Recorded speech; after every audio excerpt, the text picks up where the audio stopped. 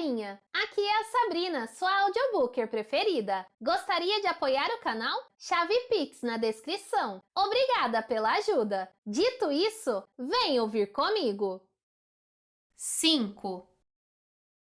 Robert Pierce está de saída para o trabalho quando, ao abrir a porta, se depara com um homem alto de cabelo escuro com seus 30 e muitos anos e uma mulher mais baixa de cabelos castanhos sem brilho, cerca de 10 anos mais nova. Ambos estão bem vestidos. A primeira coisa que ele pensa é que estão ali para vender alguma coisa. Então o homem mostra seu distintivo e diz: "Bom dia, Robert Pierce?" "Sim. Sou o detetive Webb e esta é a detetive Moen da polícia de Aylesford. Estamos aqui para falar sobre a sua esposa."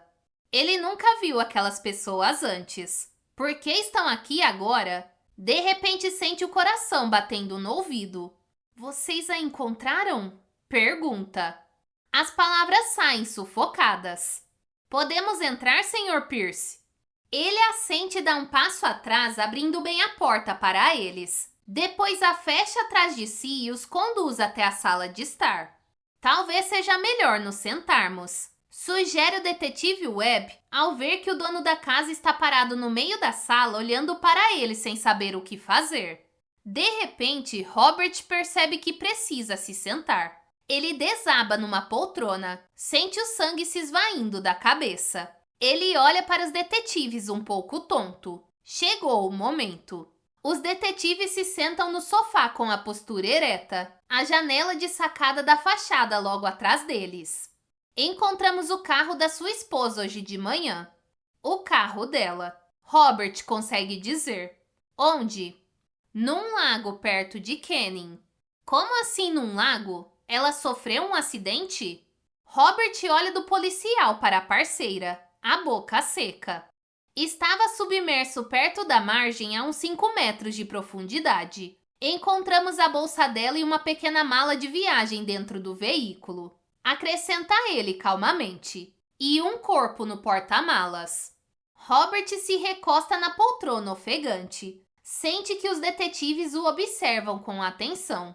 Ele olha para ambos com medo de fazer a pergunta. "É ela?" "Achamos que sim." Robert se sente empalidecer. Não consegue falar nada. O detetive Webb se inclina para frente e Robert repara em seus olhos pela primeira vez. Olhar penetrante e inteligente. "Sabemos que isso é um choque, mas precisamos que o senhor venha com a gente para identificar o corpo." Robert assente. Ele se levanta, pega um casaco, segue os detetives até a rua e se senta no banco traseiro do carro. O Instituto de Medicina Legal do Condado é um prédio de tijolos baixos e de construção recente. Ao sair do carro, Robert supõe que vai ser levado até o necrotério. Ele imagina uma sala comprida, fria e esterilizada, com azulejos brilhantes e brancos, aço inoxidável, luz intensa e cheiro de morte. Sua cabeça começa a girar e ele sabe que está sendo observado. Mas em vez de um necrotério, Robert é conduzido a uma sala de espera ampla e moderna com um vidro em uma das laterais, dando visão para outro ambiente. Ele fica parado diante do vidro e observa enquanto um lençol é puxado para baixo, revelando o rosto do corpo na maca de aço. "É a sua esposa?" pergunta Webb. Ele se força a olhar. "É," confirma Robert e em seguida fecha os olhos. "Sinto muito," diz o detetive. "Vamos levar o senhor de volta para casa." Silenciosamente eles retornam ao carro. Robert olha pela janela, mas não vê as ruas passando. Vê apenas o rosto da esposa ferido, inchado e com manchas verdes.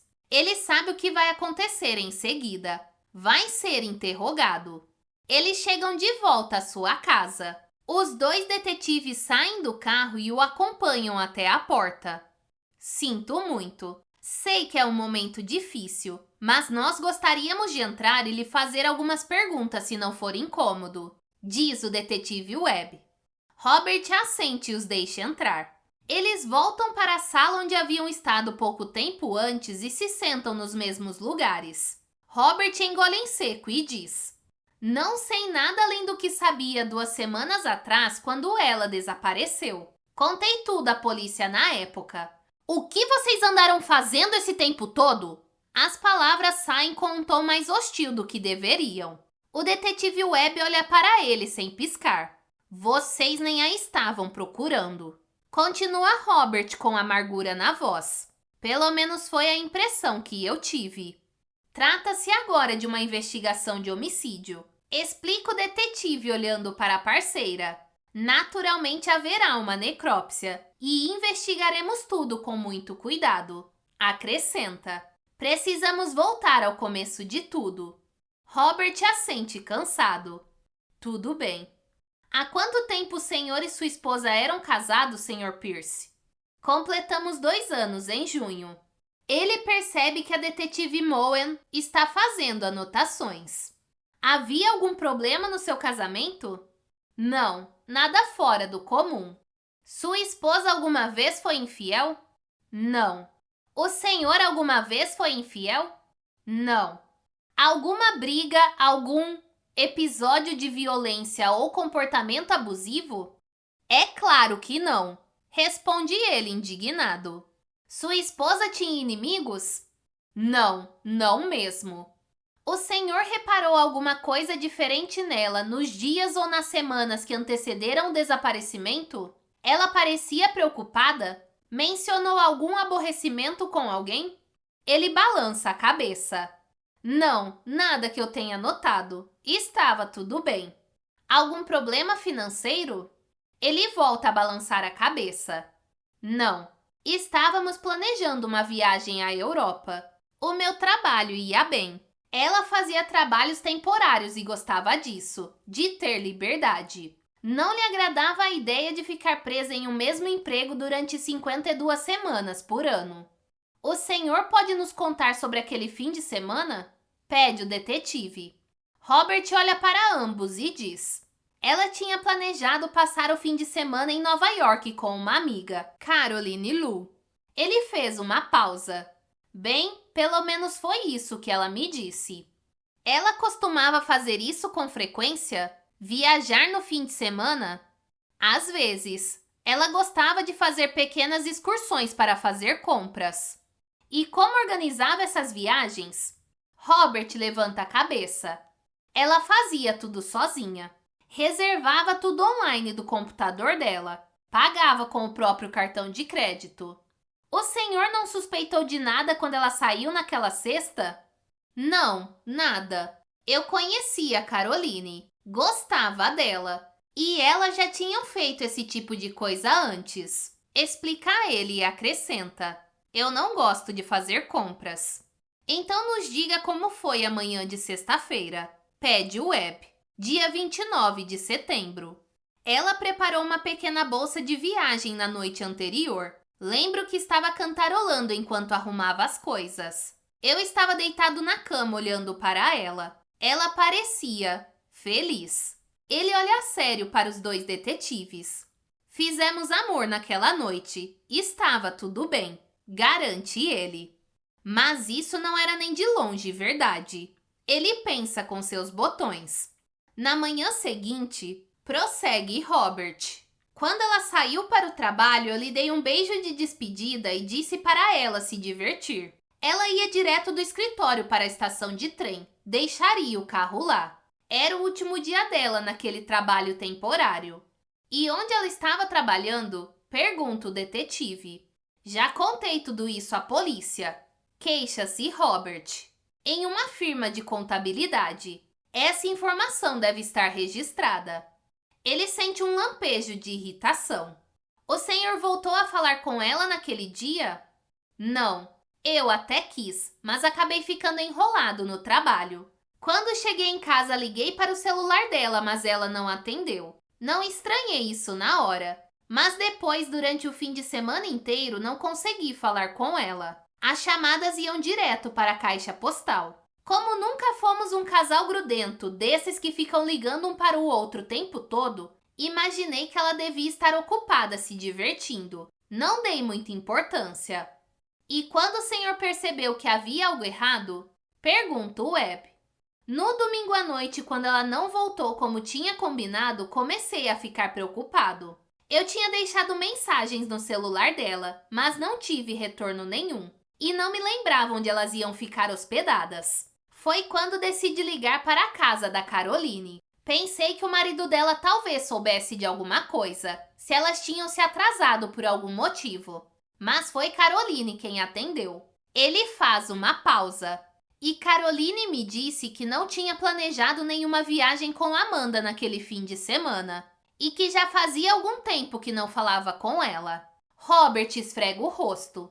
Então, na segunda de manhã, fui à delegacia informar o desaparecimento da minha esposa. O senhor trabalha com o quê? Pergunta a detetive Moen. Ele se surpreende um pouco com a pergunta e dirige sua atenção a ela. Sou advogado. Acho melhor ligar para o escritório. A detetive ignora o comentário. O senhor pode nos dizer onde estava naquele fim de semana de sexta-feira, 29 de setembro, a segunda, 2 de outubro? Pergunta a ela. O quê? O senhor pode nos dizer? Sim, claro, responde ele. Na sexta passei o dia todo no trabalho. Saí por volta das 5 e vim direto para casa. Já disse tudo isso à polícia quando fui registrar o desaparecimento dela. Depois que cheguei do trabalho à noite, não saí mais de casa. No sábado também fiquei em casa botando o trabalho em dia. Domingo fui jogar golfe com amigos. Prossegue e acrescenta. Isso tudo deve estar registrado. Sua esposa tinha parentes? Pergunta a Moen. Não, ela era filha única e os pais já morreram. Ele faz uma pausa. Será que posso fazer uma pergunta? É claro, diz o detetive Webb. Vocês têm alguma ideia do que aconteceu? De quem fez isso? Ainda não, responde o detetive.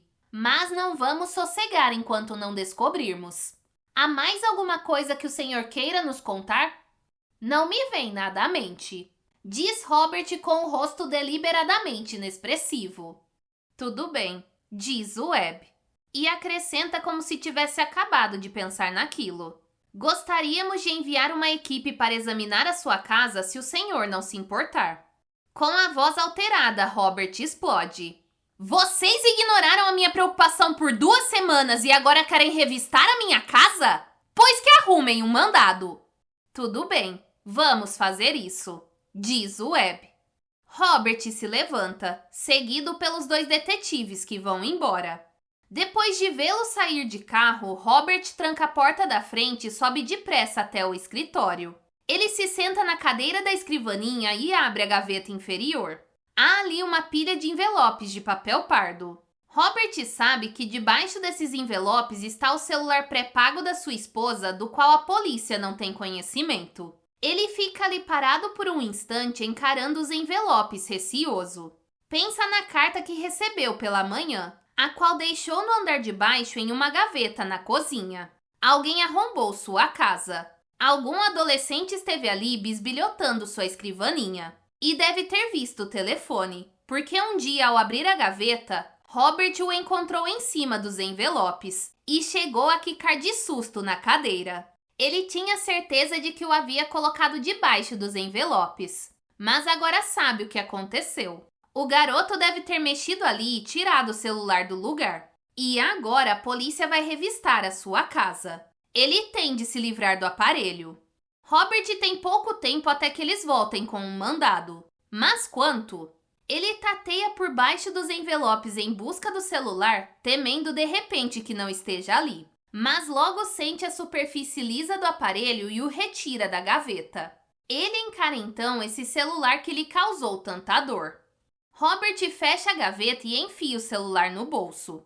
Em seguida olha pela janela. A rua lá embaixo está vazia. Quando a notícia de que o corpo de sua esposa foi encontrado se espalhar, haverá repórteres à sua porta e ele nunca mais vai ter a chance de escapar. Precisa agir rápido.